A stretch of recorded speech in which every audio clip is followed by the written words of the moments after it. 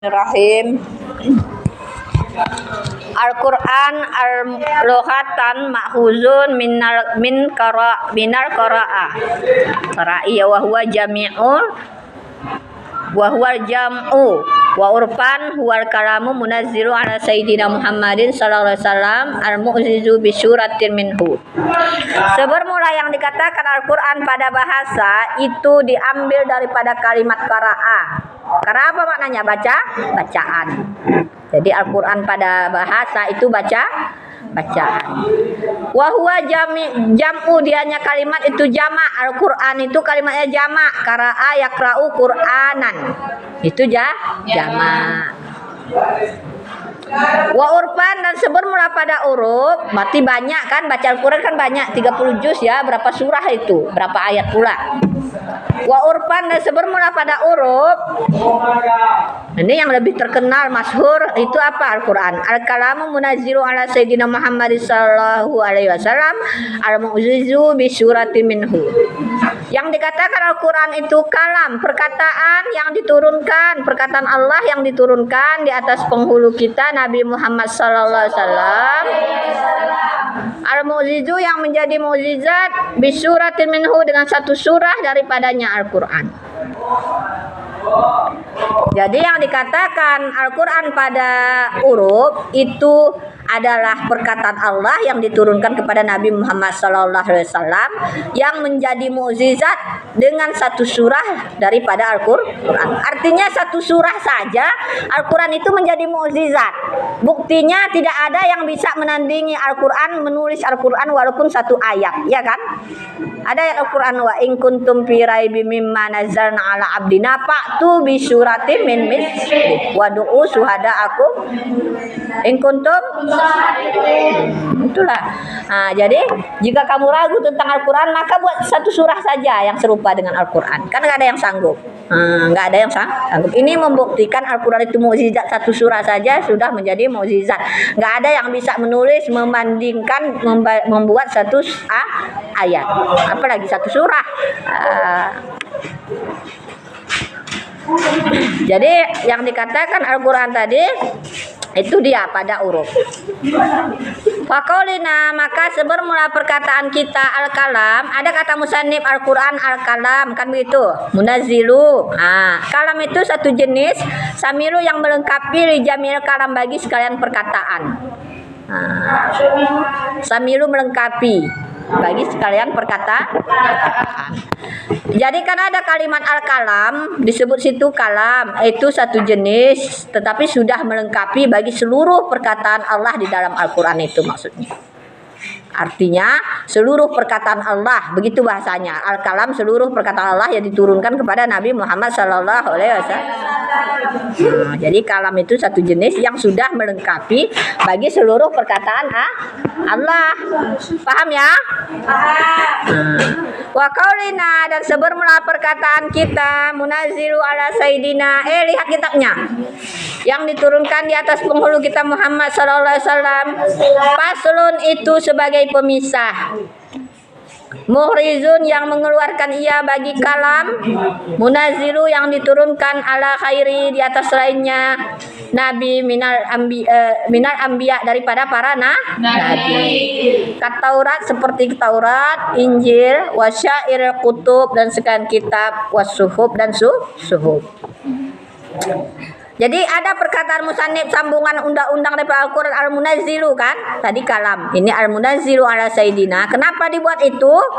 Itu untuk membedakan Al-Qur'an dengan ayat-ayat yang diturunkan kepada selain Nabi. Dengan kitab-kitab yang diturunkan kepada selain Nabi Muhammad SAW. Maka dibuat di situ al-munazzilu, yang diturunkan. Al-Qur'an itu khusus yang diturunkan kepada Nabi Muhammad SAW. Jadi supaya terbeda Al-Qur'an itu dengan apa yang diturunkan kepada nabi yang lain, seperti Taurat, Injil, dan sekalian kitab dan suhub. Tahu suhub kan? Suhub itu kalau lembar-lembaran firman Allah juga, tapi tidak tersusun sebagaimana tersusunnya Al-Qur'an, Injil, Taurat, Zabur. Kalau Injil itu sudah dibuat dalam satu kitab, satu buku. Ya kan? Taurat, Injil, Zabur, Al-Qur'an sudah tersusun lengkap. Wa qaulina, dan sebermula perkataan kita, perkataan musannif itu Al-Qur'an pakai mu'zizu lagi kan? Al-mu'zizu bi syuratin minhu. Kan begitu tadi undang-undangnya. Kenapa pakai mu'zizu? Pasrusani, pemisah kedua. Mukhrijun, yang mengeluarkan ia bagi hadis rububiyah, hadis ketuhanan. Kalau hadis sahihaini, seperti hadis dua yang sahih, ana indazani abdi bi, saya di sisi jan hamba saya dengan saya, kata Allah. Ini hadis qudsi. Jadi kenapa dibuat pakai al-mu'ziz itu untuk membedakan apa, mana hadis rububiyah atau hadis qudsi dan mana Al-Qur'an. Jadi yang menjadi mukjizat itu hanya Al-Qur'an. Hadis qudsi tidak termasuk Al-Qur'an. Sekalipun di situ dikatakan Allah berfirman, kan begitu. Allah berfirman, kata Nabi, kan begitu. Hadis qudsi itu dihubungkan dia dengan perkataan Allah. Berkata oleh Allah Ta'ala, inna ana indazani abdi, kata Rasul. Itu namanya hadis qudsi. Ya, dihubungkan dengan bahwasanya Allah berkata. Itu hadis qudsi. Jadi itu dibuat kalimat mu'zizu tadi untuk membedakan mana apa hadis qudsi, mana Al-Qur'an. Summa iktisaru fil haddi ala i'zazi, kemudian meringkas ia musannif pada undang-undang di atas mukjizat. Wa inna zal Qur'an li khairi aidan, sekalipun turunlah Al-Qur'an bagi selainnya Nabi aidan juga. Kenapa? Li'annahu, karena sesungguhnya muhtazun ilaihi, berhajatlah kepadanya Al-Qur'an, fitamyizi, pada membedakan, bahwa maka dianya ahamu, itu lebih penting. Jadi kenapa diringkas sampai mu'zizu cuman enggak dibuat wa inna zal Qur'an li khairi. Kan Al-Qur'an itu diturunkan sebenarnya kepada seluruh kita, hanya melalui Nabi Muhammad sallallahu alaihi wasallam. Itu untuk meringkas dan supaya untuk meringkaskan undang-undang dan untuk kita lebih paham. Wa qaulina, dan sebermula perkataan kita, bisyuratin minhu, dengan satu surah daripadanya. Kan ada tadi sambungan undang-undangnya kan, bisyuratin minhu. Bayanun, itu menyatakan liakali, bagi sekurang-kurang, ma yahsilu bihi izaju, apa yang hasilah dengannya surah al-izaju oleh mukjizat.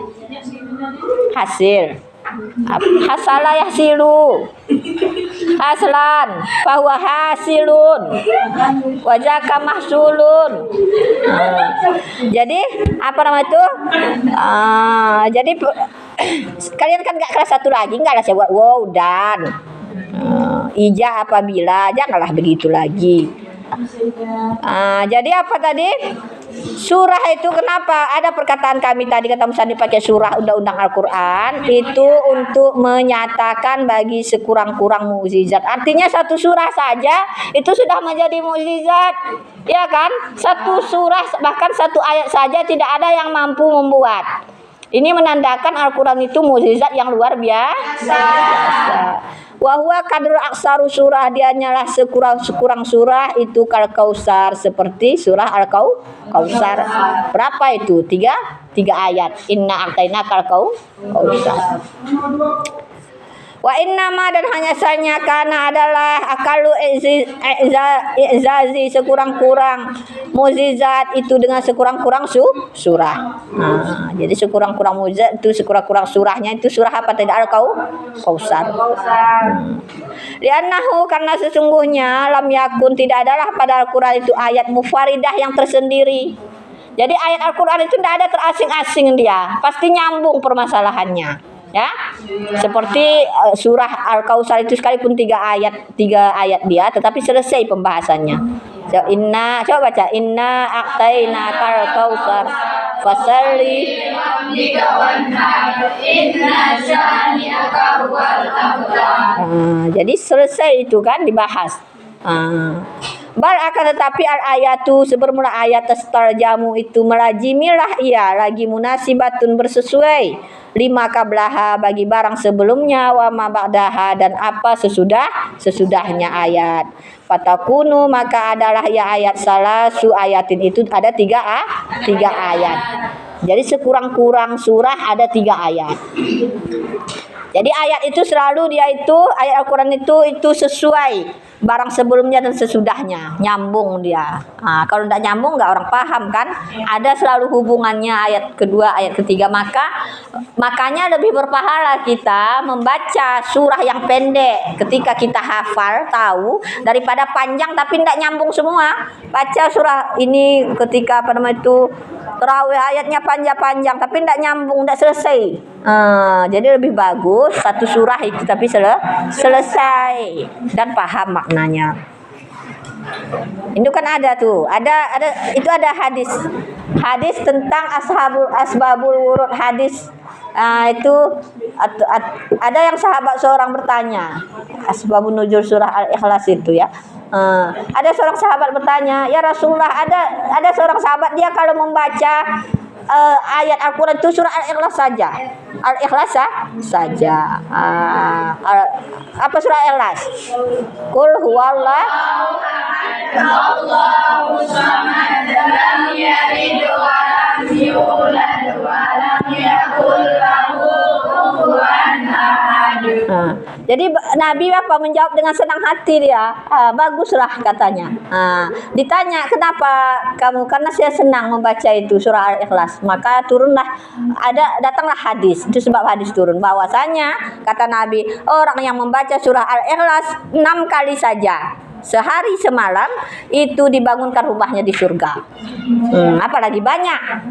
Berarti tidak mungkin kita ada rumah dibangunkan kalau kita bukan ahli surga. Bilal bin Rabah bagaimana? Sandalnya kata Nabi ada bersurga, menandakan Bilal bin Rabah akan masuk surga. Inilah disuruh kita membaca surah Al-Ikhlas sering. Apalagi membaca surah Al-Ikhlas itu kan dengan setara dengan menghatam Al-Quran kan pahalanya. Kata Nabi. Jadi itu asbabul wurud hadisnya itu. Datanglah hadis Nabi mengatakan orang yang membaca surah Al-Ikhlas itu 6 kali sehari semalam saja ditulis rumahnya, istananya di surga. Jadi itu dia sekurang-kurang surah itu 3 ayat. 3 ayat. Wazada ba'duhum dan menambahlah oleh mereka para ulama fi haddi pada undang-undang Al-Qur'an. Jangan bercerita yang di belakang. Mana udah? Wazada dan menambahlah ba'duhum oleh sebagian mereka ulama fi haddi pada undang-undang apa? Al-Qur'an. Fakala maka berkata ianya musannif al-muta'abbadu bitilawatihi menjadi ibadah dengan membacanya Al-Qur'an. Liyah ruza supaya mengeluarkan ya al-mansuhu tilawati yang dibatalkan daripada bacaan Al-Qur'an. Jadi sebagian ulama itu undang-undang Al-Quran tadi itu ditambah lagi apa tambahannya al-muta'abbadu menjadi ibadah dengan membacanya. Ini untuk apa? Supaya terbeda mana membaca Al-Quran yang sudah dibatalkan. Kan ada ayat yang Al-Quran yang sudah dibatalkan dinasakh. Lihat usul fiqh kan ada nasakh ma'an. Nasakh kadang serentak batal ayat batal hukum. Itu ayat yang sudah batal ayat batal hukum itu tidak ada lapasnya lagi, tidak ada hukumnya lagi dalam Al-Quran. Itu bagaimana kalau kita baca dia tidak menjadi ibadah sebagaimana membaca Al-Quran. Karena ayatnya pun tidak berlaku lagi, hukumnya pun tidak diberlakukan lagi. Ya. Jadi itu untuk membedakan, makanya ada ulama menambah al-muta'abbadu bitilawati. Jadi itu bisa disambung. Kalau ditanya apa itu undang-undangnya Al-Quran, boleh disambung al-muta'abbadu bitilawatihi. Titik. Paham? Nggak usah pakai liyah ruza, pakai al-muta'abbadu bitilawatihi. Sambungan Al-Quran. Coba ulangi undang Al-Quran tadi. Al-Quran pada huruf ya, huwal kalamu munazzilu ala sayyidina Muhammad sallallahu alaihi wasallam al-mu'zizu bi syuratin minhu al-muta'abbadu bi tilawatihi. Nah, boleh sampai situ undang-undangnya. Wasuratu min jumlati minal Qur'an akaluha salasu ayatin, dan sebermula surah dianya satu jumlah daripada Al-Qur'an. Surah itu satu jumlah Al-Qur'an, sekurang-kurangnya 3 ayat. Nah, seperti Al-Kautsar. Musammatun, yang diberi nama bi ismil khasilaha, dengan nama yang khusus baginya surah. Jadi surah itu ada nama khususnya. Bitawakifin minan Nabi sallallahu alaihi wasallam, dengan langsung daripada Nabi Muhammad sallallahu alaihi wasallam. Jadi yang memberi nama surah itu siapa? Nabi Muhammad sallallahu alaihi wasallam. Nah, ini surah Al-Ikhlas, ini surah Al-Fatihah, kan begitu. Bi antajakkara bizalikal ismu wa tashtaharu bihi, dengan bahwasannya menyebutkan ia Nabi dengan demikian nama, dan masyhurlah ia dengan demikian nama surah. Jadi disebutkan Nabi, ini surah Al-Fatihah bacanya, ini surah Al-Ikhlas, ini surah Al-Kautsar, ini surah Al-Insyirah. Jadi kemudian nama itu masyhur, terkenal. Nggak mungkin kita tahu, oh ini namanya ini, karena sudah disusun di dalam Al-Quran. Paham itu? Jadi ada nama-nama surah itu yang namanya itu langsung Nabi yang menyampaikan nama surah itu. Makanya ketika turun surah Al-Fatihah itu setan-setan menangis semuanya. Sehingga ditanya oleh raja setan itu Iblis, kenapa? Karena disampaikan kepada Raja Iblis tadi sudah pangsan dia, gelisah dia diturunkan surah Al-Fatihah. Kenapa dia gelisah? Karena surah Al-Fatihah itu adalah Fathul, surah pembuka, ya kan? Surah pembuka. Dan siapa yang baca surah Al-Fatihah itu kan dengan bagus itu kan diampunkan dosanya. Jadi kata setan Iblis itu, bagaimanapun susahnya kita menggoda itu manusia, ketika sudah turun surah Al-Fatihah dia jadi lemas dia. Wal ayatu, dan sebermula ayat dianya jumlah min surati, daripada satu surah, mumayyizun bil fasilah, yang membedakan ia dengan pemisah. Wahia kalimatul lati takunul akhir ayat, yang dianya pemisah itu kalimat alati yang adalah ia, takunu adalah ia pada akhir ayat. Jadi kalau ayat ini adalah satu jumlah daripada surah. Surah itu ada beberapa ayat dia, seperti tadi ayat. Ada pemisahnya di akhirnya. Ada bulatannya kan. Ini bersyukurnya kita kepada para sahabat Nabi Muhammad SAW. Itu dulunya tidak ada pemisahnya itu. Tidak ada tanda pemisahnya, tidak ada. Maksudnya tanda pemisah itu tidak ada bulatan itu. Nomor-nomornya itu. Tapi dengan adanya para sahabat, Sayyidina Utsman, ada sahabat Rasulullah yang sangat berjasa dengan Al-Quran, Anas bin Malik, siapa ya kan? Muawiyah itu sekalipun anaknya yang membunuh Hasan dan Husain, Yazid, ya kan? Tetapi jasanya dalam penulisan Al-Quran ketika berjuang dalam Islam itu luar biasa. Nggak bisa kita hina mereka itu. Itu kalau nggak tahu kita cara baca Al-Quran itu dengan jelas, nggak ada barisnya. Al-Quran itu nggak ada berbaris, nggak ada harkatnya, tidak ada tanda-tanda titik-titiknya, itu tidak ada. Oleh para sahabat Sayyidina Utsman dan sahabat yang lain dibuatlah, sehingga bisalah kita baca. Apalagi kita orang yang azami, ya kan, bukan orang Arab. Itu jasa para sahabat. Itu Sayyidina Utsman, itu syahidnya dia itu ketika diketuk pintunya itu kan langsung dipotong tangannya. Oleh pemberontak, dipotong tangannya, dia sedang pegang Al-Quran. Dan dia adalah penulis pertama Al-Quran. Apa katanya? Kalian telah memotong tangan orang yang pertama menulis Al-Quran. Dipotong lagi sebelah lagi. Itu syahidnya Sayyidina Utsman itu. Memang kata Rasul bahwasanya Sayyidina Utsman itu nanti akan syahid. Itu jasa mereka luar biasa. Sekalipun itulah cobaannya, ya kan, dia itu orang penulis Al-Quran, bahkan tangannya itu dipotong oleh orang munafik.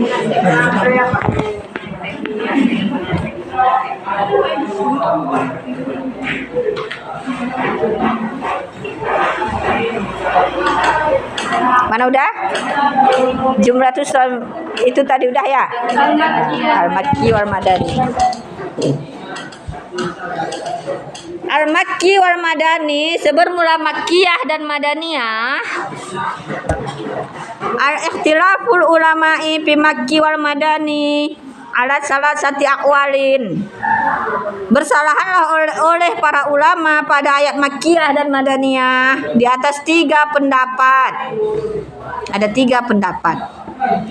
Asharuha sebermula yang lebih masyhurnya annal Makki bahwasanya ayat Makkiyah manazzala qabla hijrah, apa yang turun ia sebelum Nabi hijrah. Ini yang lebih masyhur, ayat Makkiyah itu sebelum Nabi hijrah turunnya. Wal Madani dan sebelum ayat Madani manazzala ba'daha, apa yang turun setelah hijrahnya Nabi Muhammad sallallahu alaihi wasallam. Sawaun najala bi Makkatil Mukarramah, sama adalah turun ia ayat di Mekkah Mukarramah, ambil Madinah Munawwarah ataupun di Madinah Munawwarah. Amal Fathi pada tahun